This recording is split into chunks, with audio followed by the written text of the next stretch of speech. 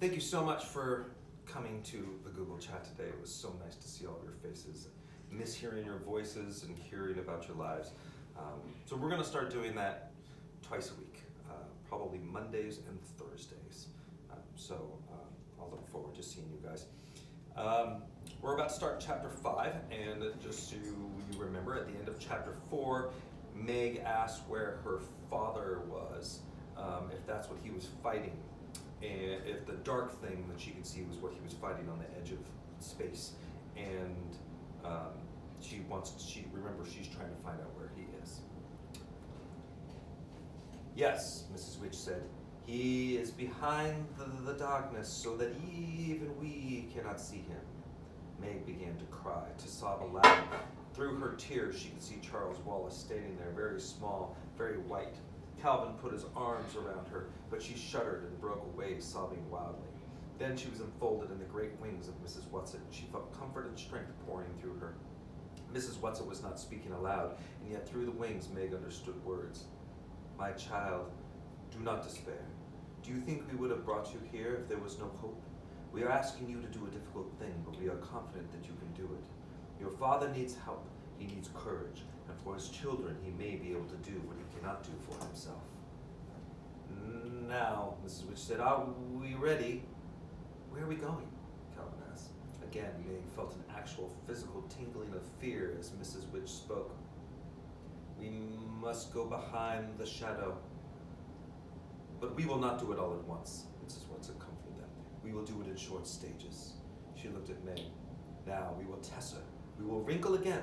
Do you understand? No, Meg said flatly. Mrs. Whatsit sighed. Explanations are not easy when they are about things for which your civilization still has no words. Calvin talked about traveling at the speed of light. You understand that, little Meg? Yes, Meg nodded. That, of course, is the impractical long way around. We have learned to take shortcuts wherever possible. Sort of like in math? Meg asked. Like in math. Mrs. Whatsit looked over at Mrs. Who. Take your skirt and show them. La experiencia es la madre de la ciencia. Spanish, my dear, Cervantes. Experience is the mother of knowledge. Mrs. Who took a portion of her white robe in her hands and held it tight. You see, Mrs. Whatsit said, it is if a very small insect, there's a picture here in the book, if you have your own, you can look at that. It might be hard to see from there. If a very small insect were to move from the section of Mrs. Skirt and Mrs. Who's right hand over to her left, it would be quite a long walk for him if he had to walk straight across. Swiftly, Mrs. Who brought her hands, still holding the skirt, together. And now, you see, Mrs. Whatsit said, he would be there without that long trip. That is how we travel. Charles Wallace accepted the explanation serenely. Even Calvin did not seem perturbed. Oh dear, Meg sighed. I guess I am a moron. I just don't get it.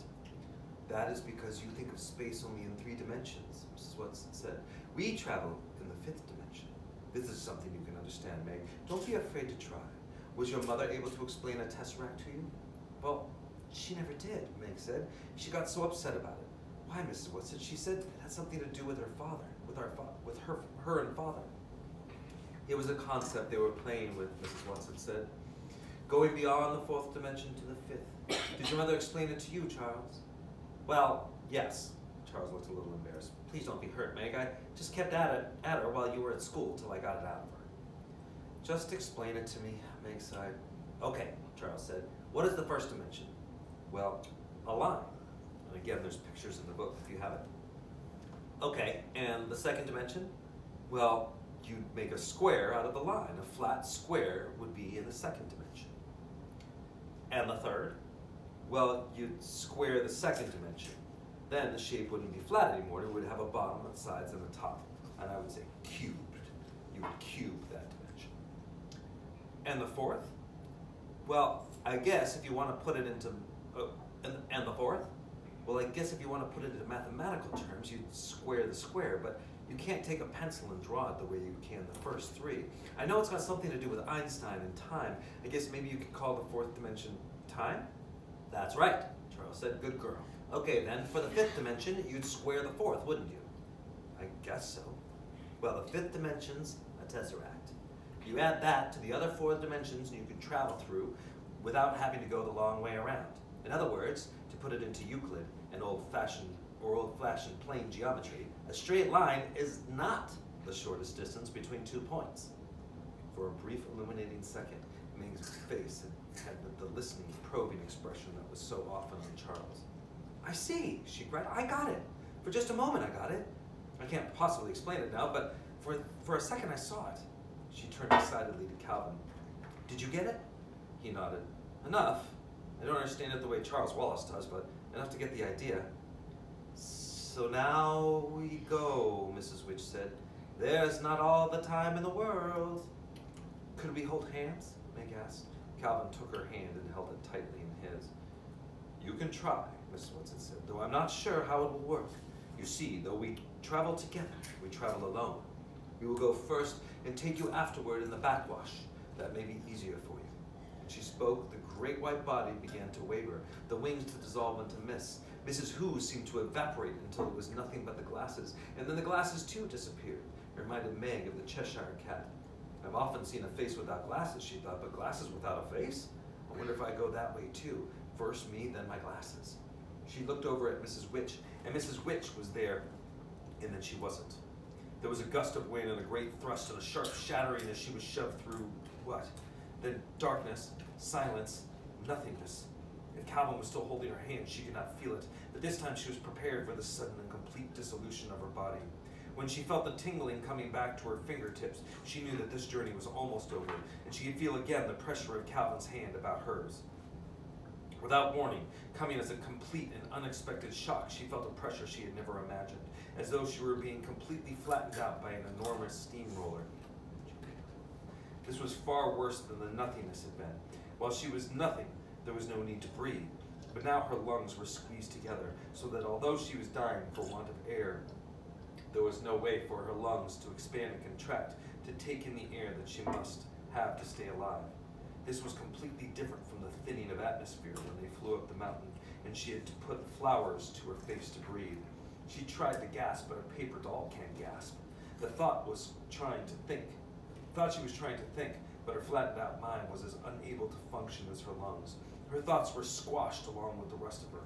Her heart tried to beat. It gave a knife-like sideways movement, but it could not expand. But then she seemed to hear a voice, and if not a voice, at least words flattened out like printed words on a page. Oh no, we can't stop here. This is a two-dimensional plane and the children can't manage here. She was whizzed into nothingness again, and nothingness was wonderful. She did not mind that. She could not feel Calvin's hand, that she could not see or feel or be. The relief from the intolerable pressure was all she needed. Then the tingling began to come back to her fingers, her toes. She could feel Calvin holding her tightly. Her heart beat regularly. Blood coursed through her veins.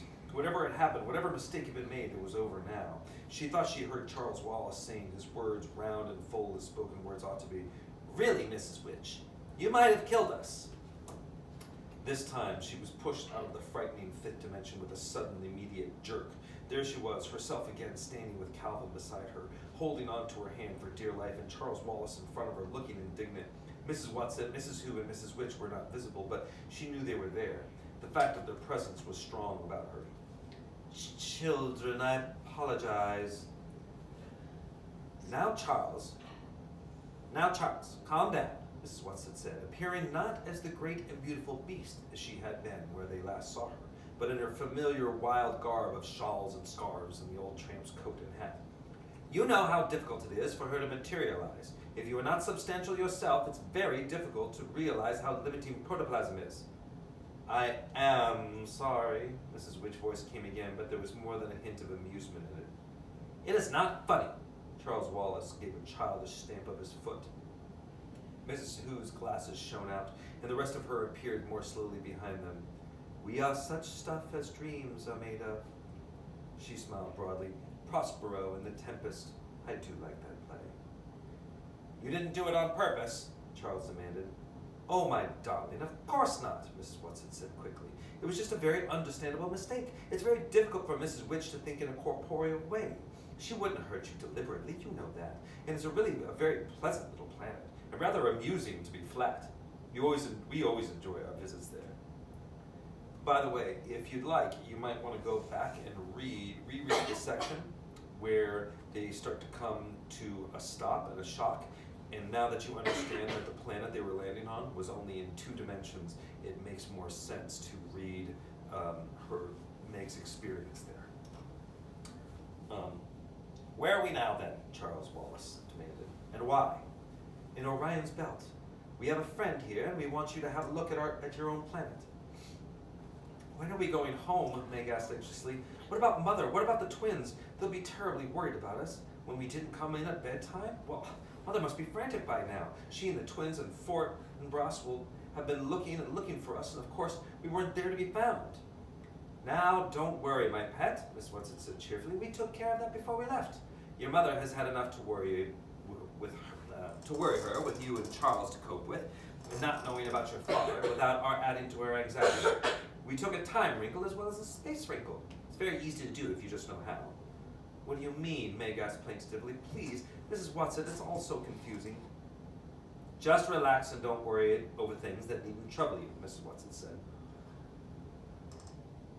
We made a nice, tidy little time, Tessa, and unless something goes terribly wrong, we'll have you back about 5 minutes before you left. So there'll be time to spare. Nobody will ever know you were there, gone at all. Though, of course, you'll be telling your mother, dear lamb, that she is, and if something goes terribly wrong, it won't matter whether we ever get back at all. Don't frighten them, Mrs. Witch's voice came. Are you losing faith? Oh, no. No, I'm not. But Meg thought her voice sounded a little faint. I hope this is a nice planet, Calvin said. We can't see much of it. Does it ever clear up? Meg looked around her, realizing that she had been so breathless from the journey and the stop of the 2-dimensional planet that she had not noticed her surroundings. And perhaps this was not very surprising, for the main thing about the surroundings was exactly that they were unnoticeable. They seemed to be standing in some kind of nondescript flat surface. The air around them was gray. It was not exactly fog, but she could see nothing through it. Visibility was limited to the nicely definite bodies of Charles Wallace and Calvin, the rather unbelievable bodies of Mrs. Watson and Mrs. Who, and a faint occasional glimmer that was Mrs. Witch. Come, children, Mrs. Watson said. We don't have far to go, and we might as well walk. It will do you good to stretch your legs a little.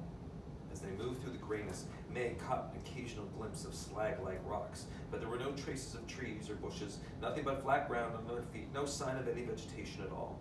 Finally, ahead of them there loomed what seemed to be a hill of stone. As they approached it, Meg could see there was an entrance that led into a deep, dark cavern. Are we going in there? She asked nervously. Don't be afraid, Mrs. Watson said. It's easier for the happy medium to work within. Oh, you'll like her, children. She's very jolly. Just so you know, happy medium is capitalized, so that's somebody's name. If ever I saw her looking unhappy, I would be very depressed myself. As long as she can laugh, I'm sure everything is going to come out in the end. Mrs. Watson, came Mrs. Witch's voice severely, just because you are very young is no excuse for talking too much. Mrs. Watson looked hurt, but she subsided.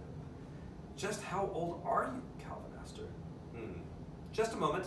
Mrs. Watson murmured and appeared to calculate rapidly on her fingers. She nodded triumphantly. Exactly. 2,379,152,497 years, 8 months, and 3 days. That is according to your count, of course, which even you know isn't very accurate. She leaned closer to Meg and Calvin and whispered, It was really a very great honor to be chosen for this mission. It's just because of my verbalizing and materializing so well, you know. But of course, we can't take any credit for our talents. It's how we use them that counts. And I make far too many mistakes, and that's why Mrs. Who and I enjoyed seeing Mrs. Witch make a mistake when she tried to land you on a 2-dimensional planet. It was that we were laughing at, not at you. She was laughing at herself, you see. She's really terribly nice to us younger ones. Meg was listening with such interest to what Mrs. Watson was saying that she hardly noticed that they went into a cave.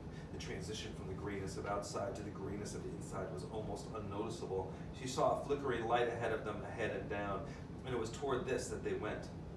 As they drew closer, she realized that it was a fire.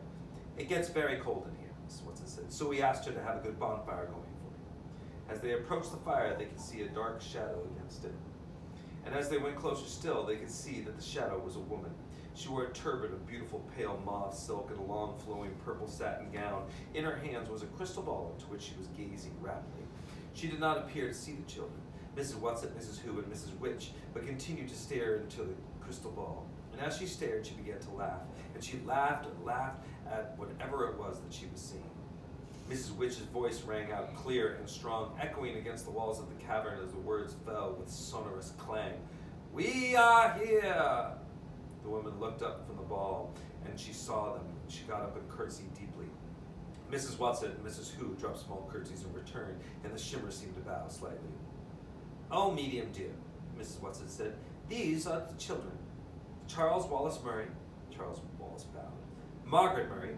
Meg felt that if Mrs. Watson and Mrs. Who had curtsied, she ought to also, so she did, rather awkwardly. "And Calvin O'Keefe." Calvin bobbed his head. "We want them to see their home planet," Mrs. Watson said. The medium lost the delighted smile she had worn till then. "Oh, why must you make me look at unpleasant things when there are so many delightful ones to see?" Again, Mrs. Witch's voice reverberated through the cave. "There will no longer be so many pleasant things to look at if responsible people do not do something about the unpleasant ones." The medium sighed and held the ball high. "Look, children," Miss Wood said. "Look into it well. Que la terre est petite à qui le roi des cieux délaile." How small is the earth to him who looks from heaven, Mrs. Who intoned musically. Meg looked into the crystal ball, at first with caution, then with increasing eagerness, as she seemed to see an enormous sweep of dark and empty space, and then galaxies swinging across it. Finally, they seemed to move in closer on one of the galaxies.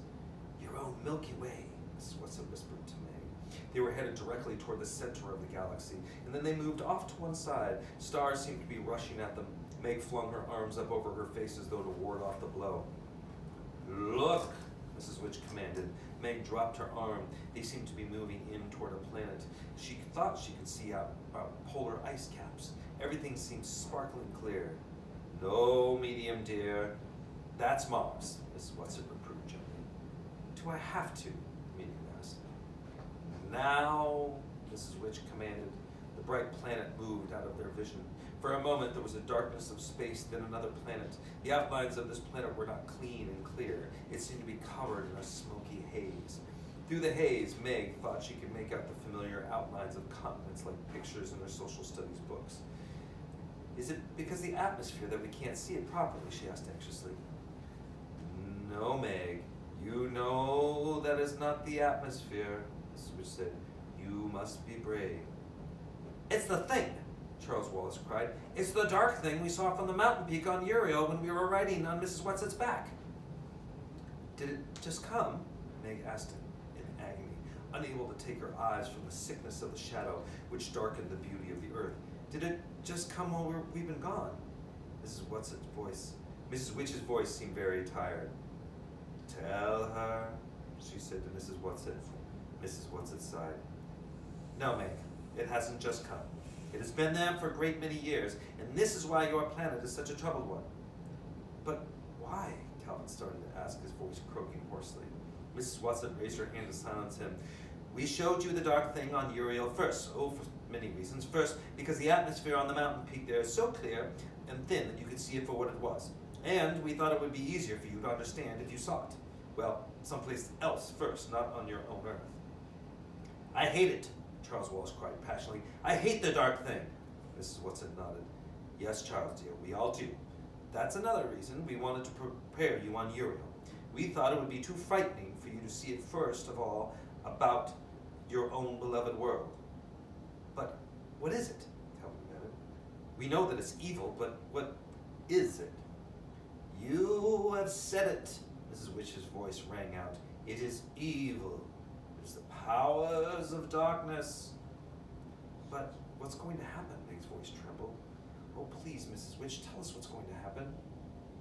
"We will continue to fight." Something in Mrs. Witch's voice made all three of the children stand straighter, throwing back their shoulders with determination, looking at the glimmer that was Mrs. Witch with pride and confidence. "And we're not alone. And we're not alone, you know, children," came Mrs. Watson, the comforter. "All through the universe it's being fought. All through the cosmos and mine, but it's a grand and exciting battle. I know it's hard for you to understand about size, but there's very little difference in the size of the tiniest microbe and the greatest galaxy. You think about that, and maybe it won't seem strange to you that some of our very best fighters have come right from your own planet. And it's a little planet, dears, out on the edge of the galaxy. You could be proud that it's done so well." Who have our fighters been? Calvin asked.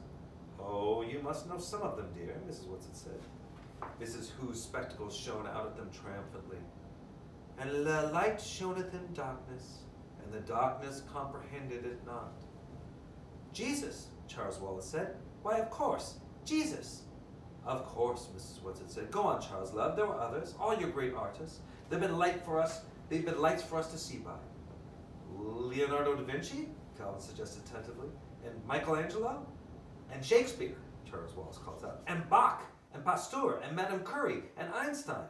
Now Calvin's voice rang with confidence, and Schweitzer, and Gandhi, and Buddha, and Beethoven, and Rembrandt, and St. Francis.